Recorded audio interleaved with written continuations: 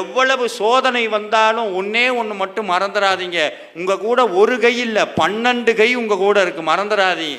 ஒருபோது சாமி கைவிட மாட்டார். சோதிப்பார் நிறையா, முருகன் சோதிப்பார். ஏன் சோதிக்கிறார்? சேர்த்து வச்சிருக்கமே பாவம் மூட்டை, அதை நெருப்புனால தான் எரிக்கணும். காலையில் எழுந்திரிச்சு வேல்மாறல் படிச்சிங்களா, திருப்புகள் படிச்சிங்களா, வெளியே போகும்போது சாமி சொல்லுவார், டே கவலைப்படாது, உங்களோட நான் இருக்கேன். வெளியே போகும்போதே வேல் நிற்கும்.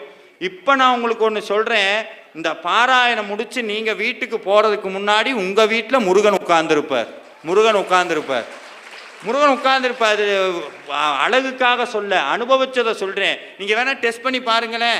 இந்த வேல்மாறல் புத்தகத்தை வண்டியில் போகும்போது சொல்லிகிட்டே போங்க, முருகா இந்த மந்திரத்தை நீ கேட்டியா உண்மையாலுமேனா? உங்களை மிஞ்சிட்டு ஒரு வண்டி போகும், வண்டியில் ஒரு ஸ்டிக்கர் இருக்கும், யாம் இருக்க பயமேன்னு முருகன் சொல்லுவார்.